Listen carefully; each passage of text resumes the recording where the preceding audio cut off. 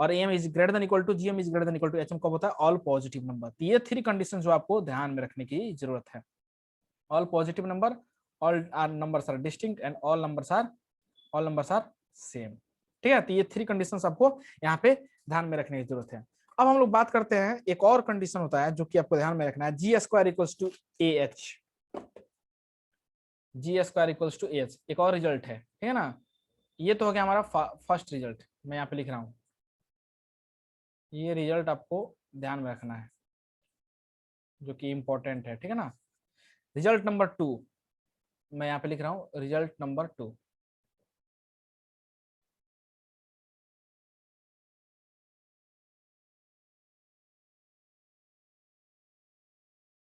ठीक है, अब देखिए यहाँ पर सेकेंड रिजल्ट क्या होगा। सेकेंड रिजल्ट ये है, G square equals to A H. G square equals to A H, G square equals to A H.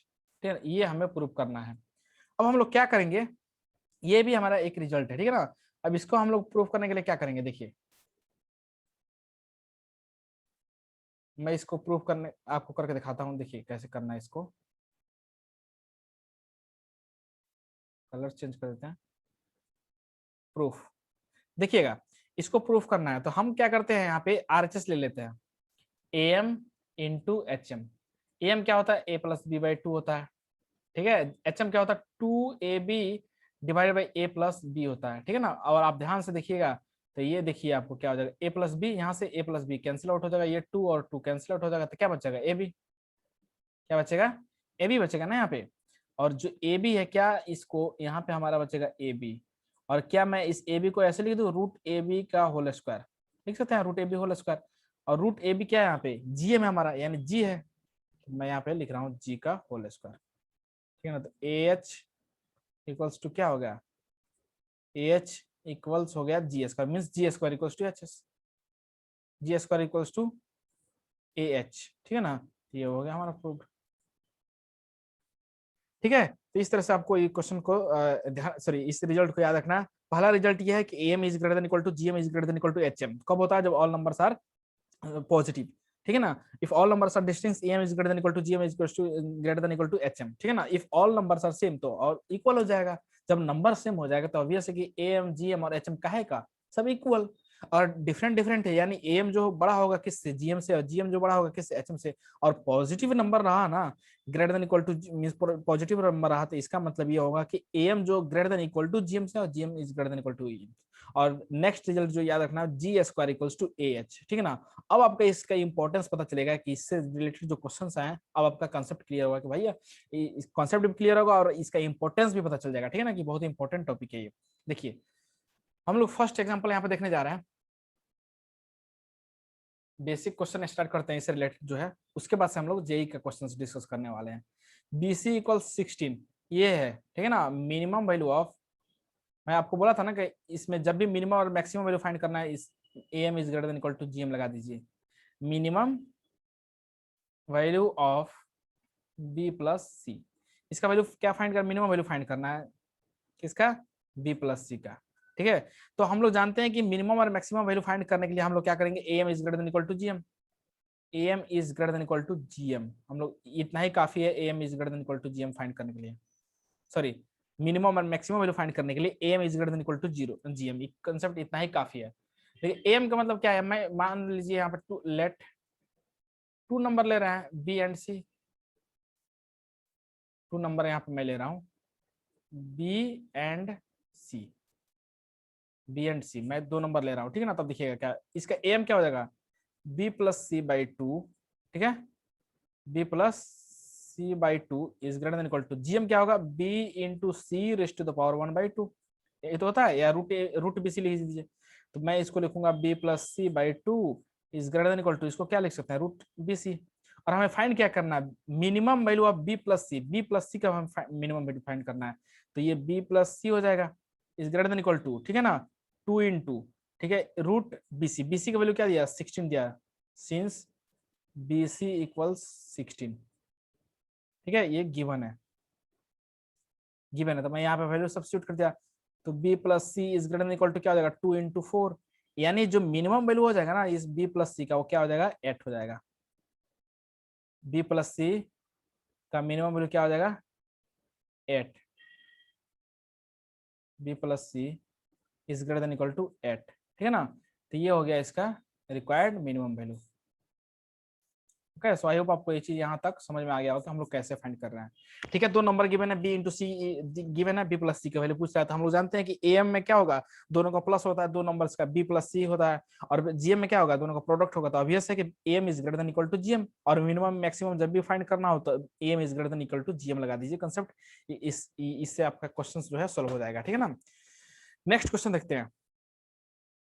Next question है हमारा 2a plus 3b 2a plus 3b plus 2c equals 7, ठीक है ना। Then maximum value of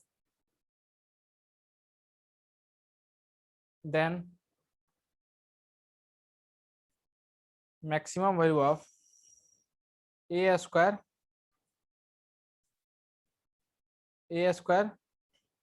B cube C square, ये value हमें maximum value इसका find करना है, ठीक है ना।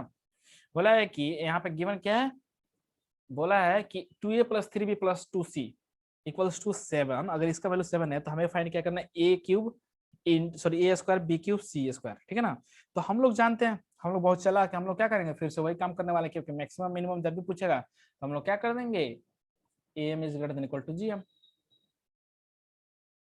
M is greater than equal to GM, ठीक है ना। अब देखिए हम लोग क्या करने वाले हैं। सबसे पहले तो इस 2a को, ये 2a है, क्या मैं इसको स्प्लिट कर दूं, ऐसे ऐसे लिख सकते हैं हम लोग, a प्लस a। क्यों, क्योंकि जब इसका प्रोडक्ट करेंगे ना, अगर इसका प्रोडक्ट करेंगे a इंटू ए, तो हमें क्या मिल जाएगा, ए स्क्वायर मिल जाएगा। इसका प्रोडक्ट करने पे क्या मिल जाएगा, ए स्क्वायर मिल जाएगा यहाँ, ठीक है ना। अब देखिए इस b को क्या लिखे हम, कि बी क्यू मिल जाए प्रोडक्ट करने में, क्योंकि देखिए b प्लस तो इधर 3b को हम लोग स्प्लिट करके तो लिख देंगे, लेकिन अगर प्रोडक्ट लेंगे ना तो 2a into 3b into 2c, ये फिर लोचा फंस जाएगा, A cube into B cube into C square नहीं आएगा, sorry A square into B cube into C square नहीं आएगा। तो हम लोग क्या कर रहे हैं, इस गिवन नंबर्स को है ना स्प्लिट कर देते हैं। तो 2a को लिखेंगे a प्लस ए, ठीक है, और इसको लिखेंगे, और क्या करेंगे, इस भाई साहब को लिखेंगे, 3b को लिखेंगे यहाँ पे, ठीक है, 3b को हम लोग लिख देंगे यहाँ पे b plus B plus B, और c को क्या लिख देंगे, c प्लस सी। सिंपल सी बात है, ऐसे हम लोग काम करने वाले हैं। तो इससे बेनिफिट क्या होगा सर, हम लोग डायरेक्ट भी, तो बेनिफिट बहुत सारा है। इसको जब आप प्रोडक्ट कीजिएगा ना तो a इंटू ए तो ए स्क्वायर आ जाएगा, इसको b इंटू बी तो क्या आ जाएगा, बी क्यूब आ जाएगा, ठीक है ना। और a इंटू ए इसका कीजिएगा तो क्या आ जाएगा, यहाँ से ए स्क्वायर आ जाएगा, ठीक है। तो आई होप आपको ये चीज यहाँ तक तो समझ में आ रहा होगा कि हम लोग क्या कर रहे हैं।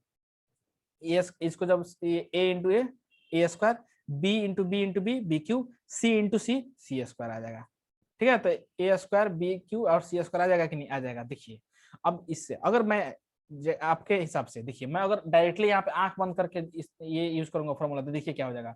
जैसे कि आप बोले ये सर ये तीनों को जोड़ दीजिए और इसी का प्रोडक्ट ले लीजिए तो काम हो जाएगा। तो देखते हैं, 2a plus 3b plus 2c, ठीक है, डिवाइड बाई कितना हो जाएगा, यहाँ पे वन नंबर वन यानी 3 is greater than equal to 2a into 3b into 2c rest to the power 1/3, ठीक है। अगर आप ध्यान दीजिएगा तो ये क्या आ रहा है, प्रोडक्ट करने पे 2 इंटू 3 इंटू 6, ये क्या आ जाएगा, 12 आ जाएगा। 12 इंटू एबीसी आ रहा है, 12 into ABC raised to the power क्या आ जाएगा, 1/3 आएगा। यानी ABC raised to the power 1/3 आ रहा है। और हमें चाहिए क्या, हमें चाहिए प्रोडक्ट में, देखिए ये तो आपका सम देगा, ये तो हो जाएगा, इसका वैल्यू आप 7 पुट कर दीजिएगा, 7/3 इधर हो जाएगा, और इधर क्या आ रहा है 12 ABC raised to the power 1/3। और हमें चाहिए क्या, A square into B cube into C cube का मैक्सिमम वैल्यू, तो ये पॉसिबल नहीं है, ठीक है ना।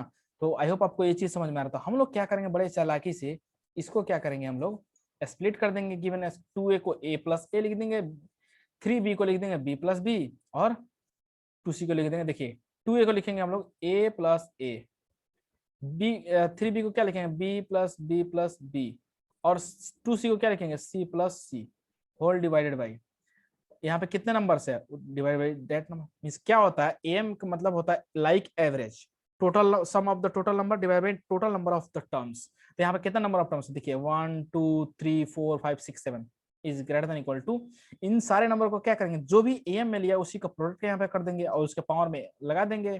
ठीक है, तो A into B into B into B into C raised to the power कितना हो जाएगा 1 2 3 4 5 6 7 7 है तो 1/7। यही तो काम करते हैं। अगर 2 नंबर होता तो 1/2 लिखते हैं, अगर पावर में, और अगर 3 नंबर होता तो क्या लिखते हैं पावर में 1/3। सिंपल सी बात है।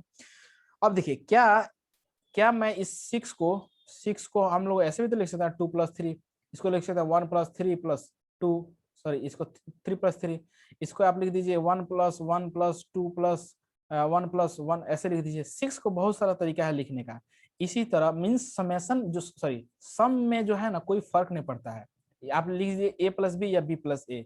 तो क्या इन इसके जगह पे इसके जगह पे क्या मैं सब्स्टिट्यूट करूँ बताइए, ये यही तो है, ये और ये दोनों सेम ही तो है, ये वाला चीज ठीक है ना, सेम है।